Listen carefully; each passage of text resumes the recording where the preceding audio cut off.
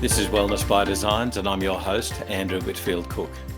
Today we're chatting with Sam Gemmell, a nutritionist who works with practitioners to master their marketing. Welcome to Wellness by Design, Sam. How are you? Thank you so much for having me. I'm great. How are you? Really good, thanks, Sam. So let's get into the nuts and bolts of it straight away. Why do practitioners so dislike marketing? There's a lot of different reasons, and it really does depend on the person. But some of the really common ones I come across include that whole broke healer mindset where they think that being a practitioner can't be lucrative. So if they're marketing themselves, they're going to make too much money. They've had previous experiences with the sleazy car salesman kind of pitches. They have a misconception about what marketing is all about, that they're there to force people to work with them or con people into working with them. Lack of confidence, imposter syndrome, so all of those mindset issues. So there's a host of different reasons, and it seems like the health profession, particularly the natural health profession, is just like this perfect storm of all of these factors that make us more vulnerable to feeling uncomfortable with marketing ourselves. But the unfortunate thing is that no matter what you do as a practitioner, if you're working as a practitioner in your own business, you have a personal brand, whether you like it or not, and you need to market whether you like it or not. So your best bet is to actually embrace that and get it to work for you. Yeah, I totally hear you. And you know what? I really think we have to talk about what practitioners are told from day one about their value. And we have to really change that mindset about what natural medicine practitioners bring to the community. And I've discussed this with Amy Steele, that we really are on the vanguard of new avenues of hope for treatments. So, we can talk about fish oil, we can talk about homocysteine, we can talk about tests like N-telepeptides, which were laughed at and guffawed and even lambasted as being charlatan. And now they're orthodox in bone health. So there's a number of ways in which naturopaths are really the harbingers of the new wave of health. Absolutely. And if you think about any other industry, even within the health profession, you don't have physiotherapists questioning how much they are worth. You don't have medical doctors worrying that if they put something out on Facebook about, getting a flu vaccine, that someone's going to judge them. It really is that perfect storm for our profession, because we have been looked down on for so many decades now. And we're finally coming back, and people are starting to notice what a huge difference natural medicine does actually make. Yeah. So where do we start with marketing? Do we think straight away just getting into a strategy, or do we have to take a real step back and look at ourselves about who we think we are and perhaps get a better perspective on that? Absolutely. I am a huge advocate for keeping it really simple and keeping it really basic, particularly when you're first starting out. The big thing is figuring out who you are as a practitioner and who you want to work with, because there's no point in marketing yourself if you have no idea who you're actually talking to when you put yourself out there. So figure out the people that you want to work with, figure out the people that you don't want to work with. And then in terms of strategy, I am a massive advocate for starting off really slow, steady, and working on what you are good at. So I always say, for new practitioners particularly, when you first get out there, pick one social media platform that you're at least comfortable with, probably the one that you use the most personally, and one other form of marketing, whether it be writing blogs, doing Facebook Lives or videos for YouTube, having your own podcast, something that's got a lot of content in it. And honestly, you can have an incredibly successful business just using those two methods of marketing. Okay, so let's go back to that budding young fresh naturopath just out of college, out of uni. They have no idea about specialties. They have very little confidence in their own abilities. They've done their clinic, they've gotten through helping people, and they're safe, but not expert. How does one choose an avenue to go down? Do you take people through about finding out who that person is? Do you actually go back into their core, help them with their, even things like self-esteem, for instance? Yeah, absolutely. As much as marketing strategy is a big part of what I do, you can't ignore the mindset part of it. And you can't ignore your journey, because your journey from, your own health, becoming a practitioner, everything within that is part of a story that allows you to relate to other people. So most of the time when people aren't certain what they want to work with, I suggest starting off in the area that first drew them to natural health in the first place, which is typically their own health journey. The other thing is that it does adapt over time.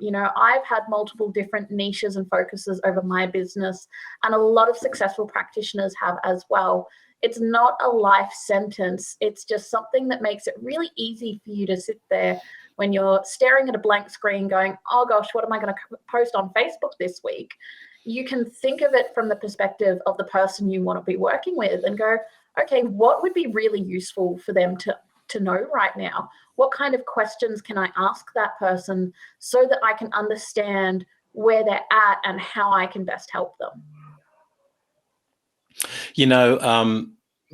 Although it was a slightly different topic, Amy Skilton taught me a very valuable lesson, and it was cementing other lessons from very famous positive thinking people. I can't remember his name. Tony Roberts.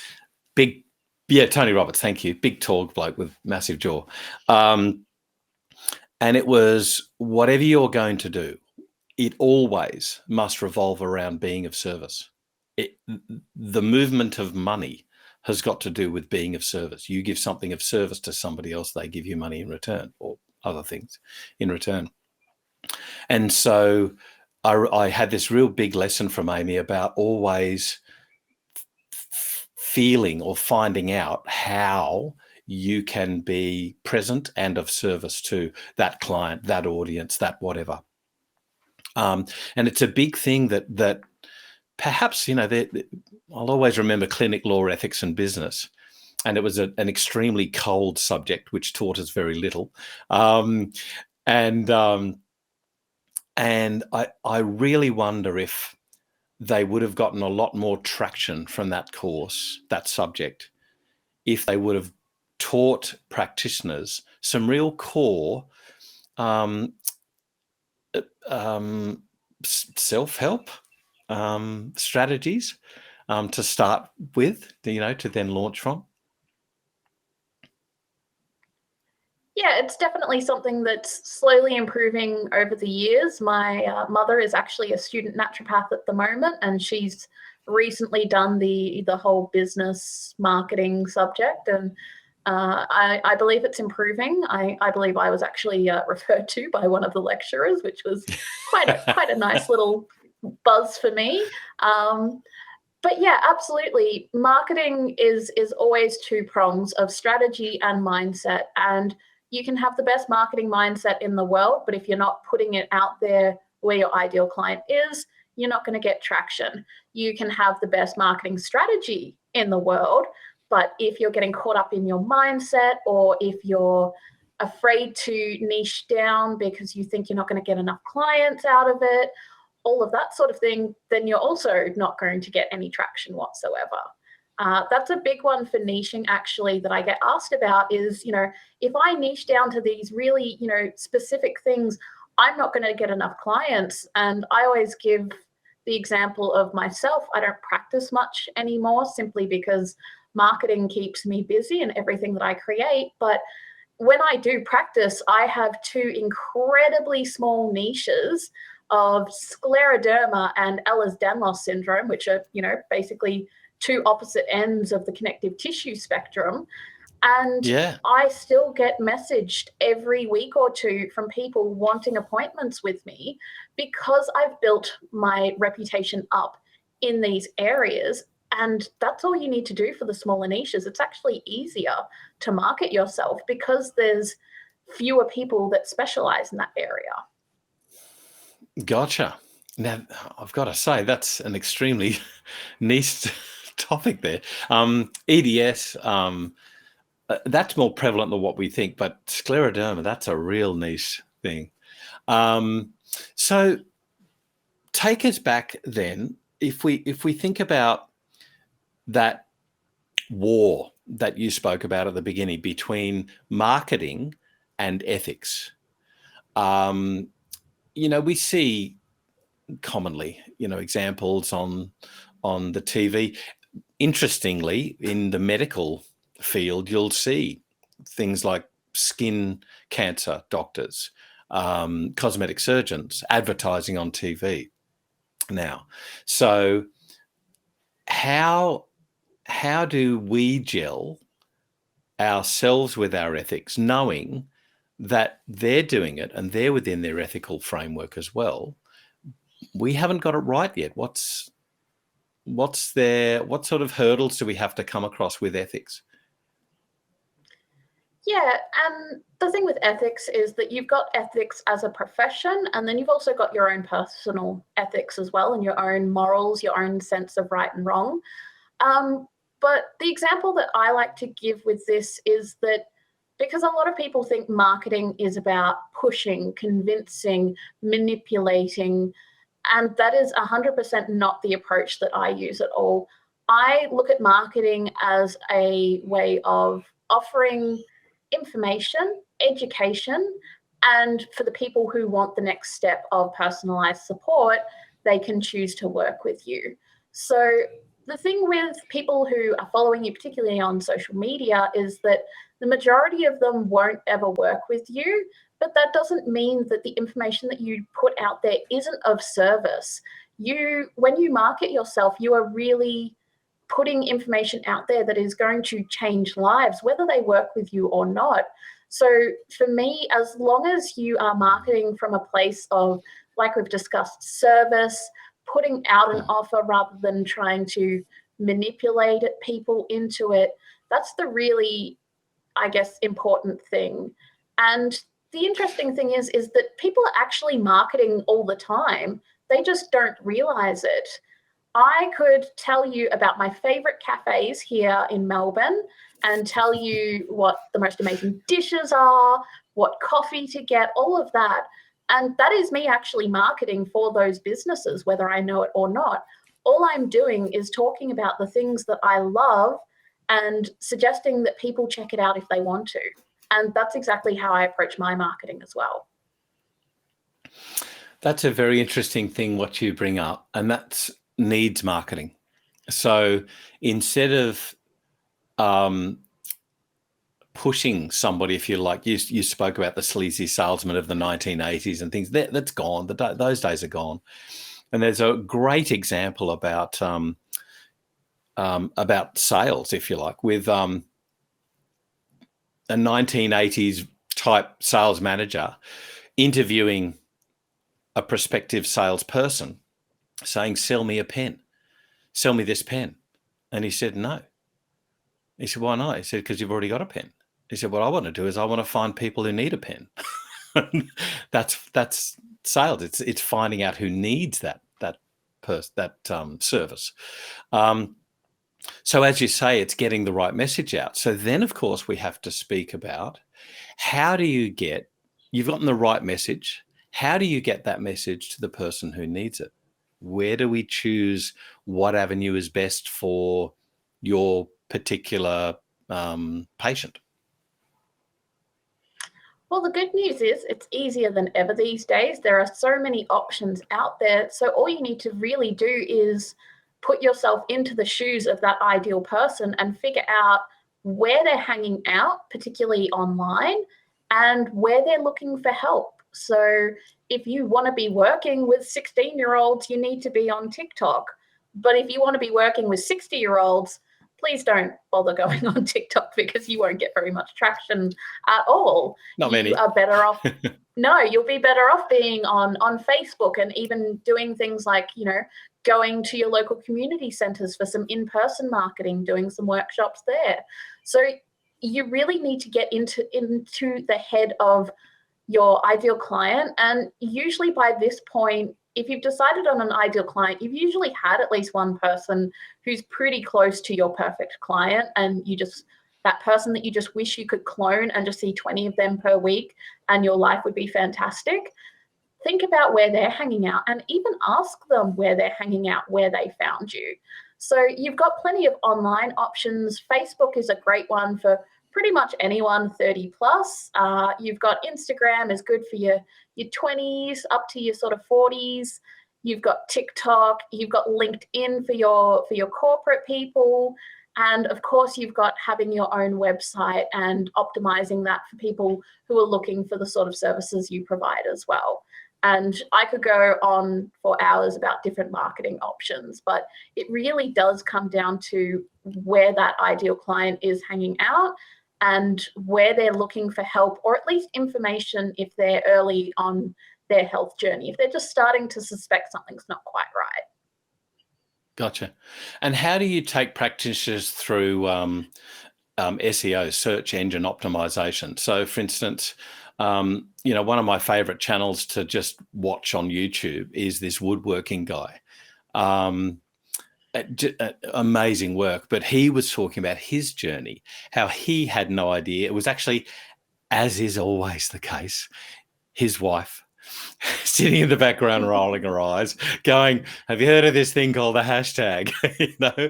But again, that's for that sort of that type of media, the Instagram, that sort of thing. What about search engine optimization with just words?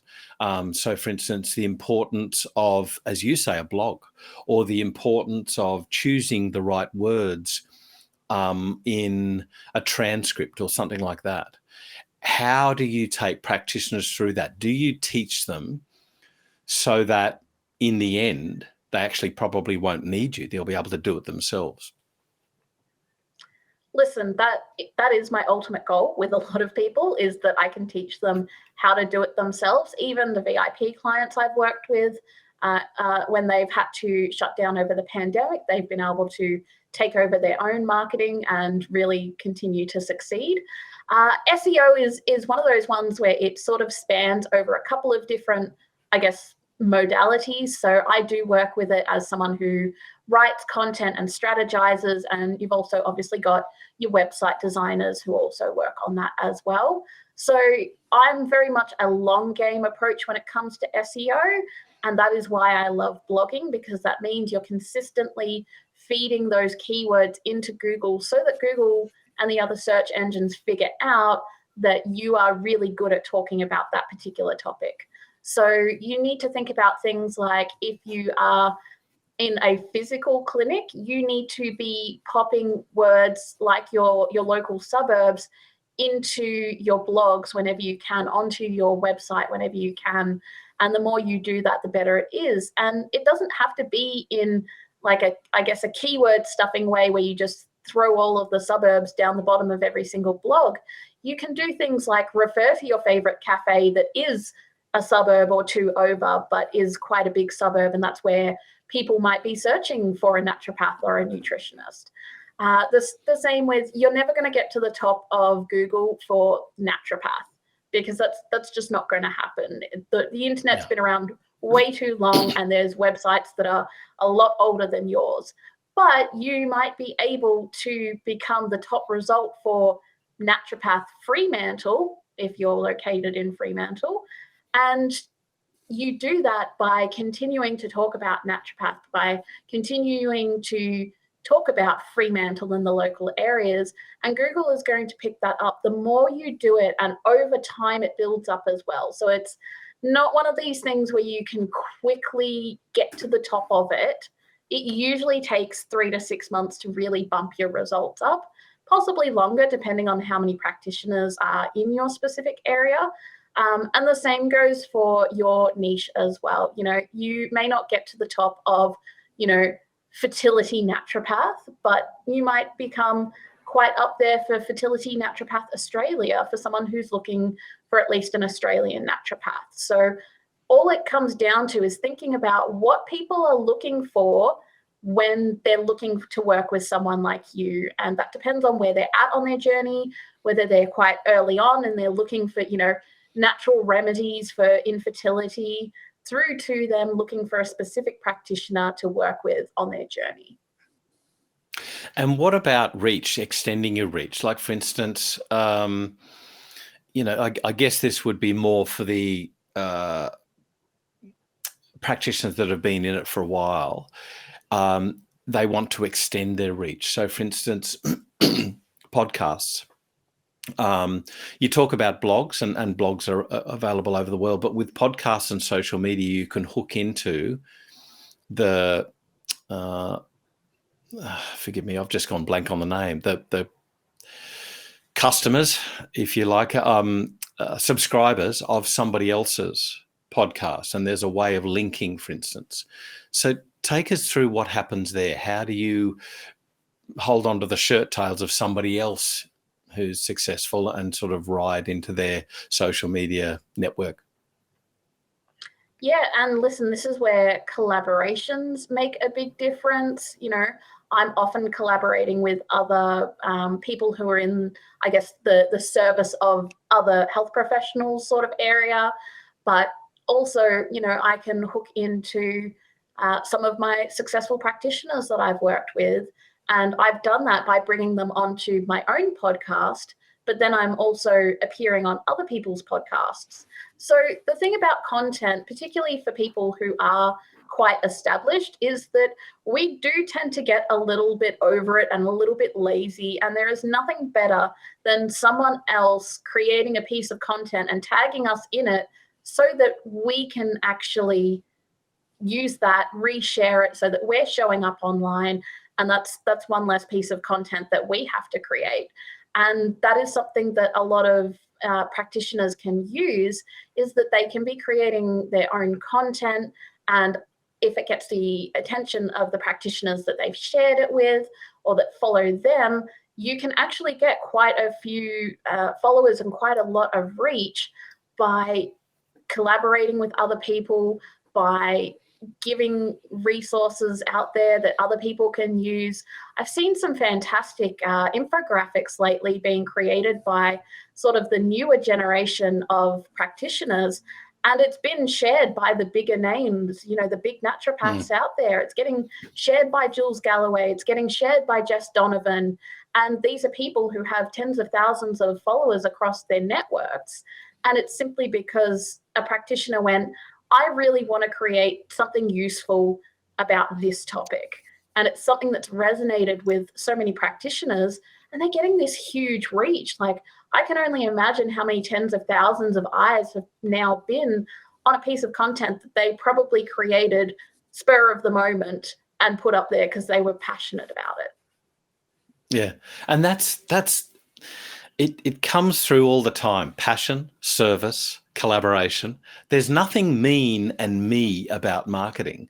It's all has to do these days with sharing and collaboration and being of service and win-win, doesn't it? Absolutely. That is my motto. I'm very much a collaboration over competition kind of person.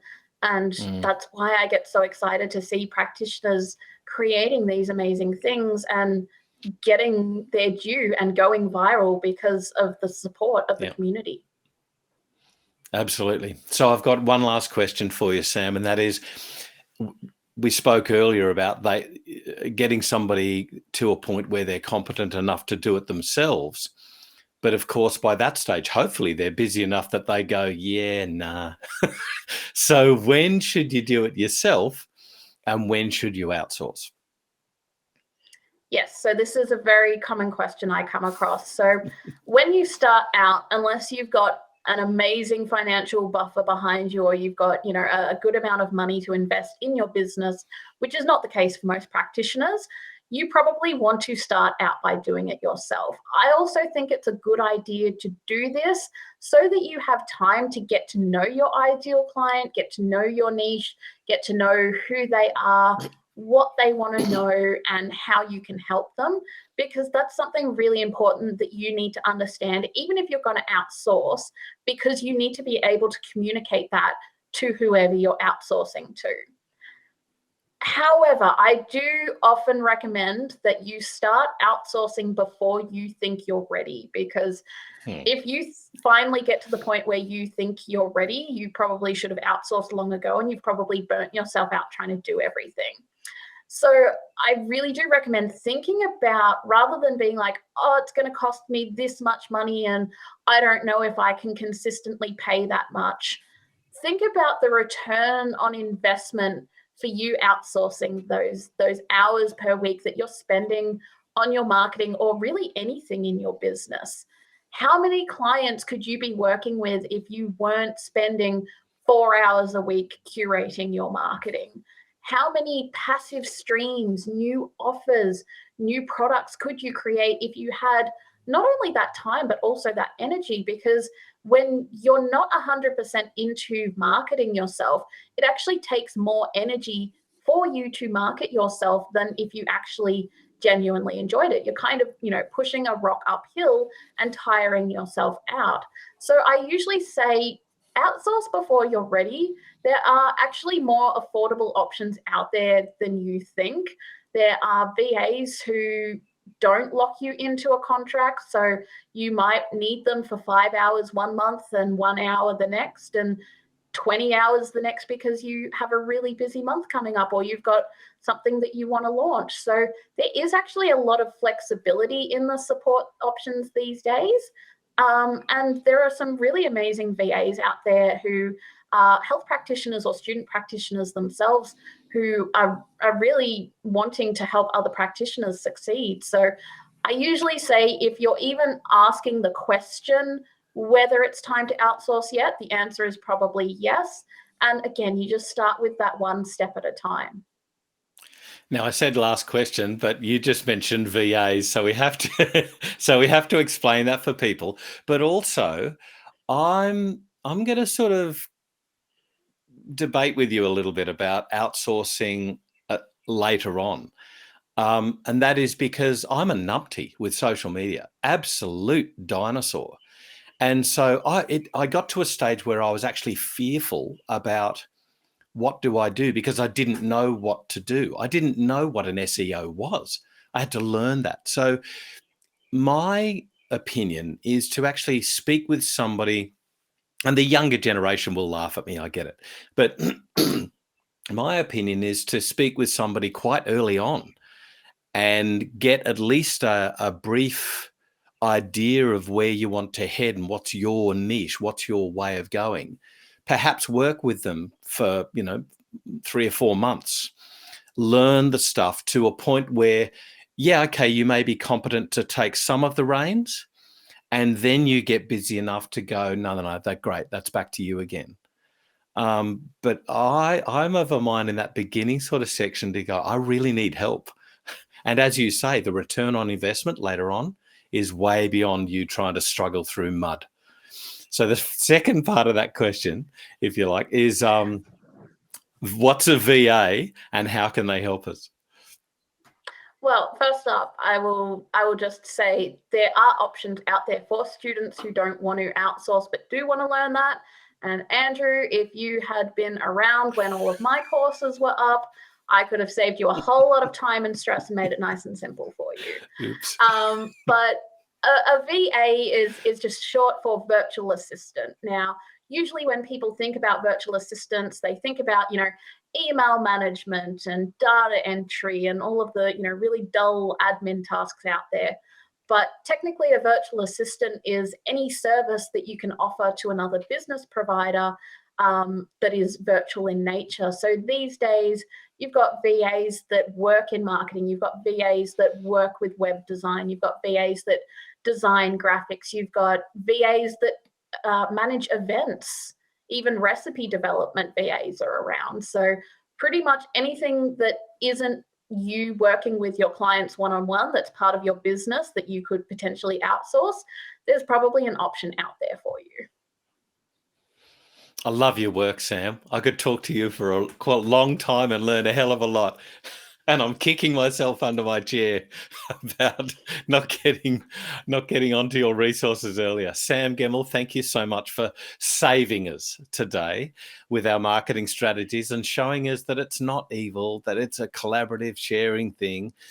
I would always implore, guys, I'm sorry, I would always implore a woman to get involved because they know so much more than us. I'm going to be hunted by many. But Sam Gemmell, thank you so much for talking to us today about how we can master marketing. Thanks for having me, Andrew. This is Wellness by Design, and I'm your host, Andrew Whitfield Cook.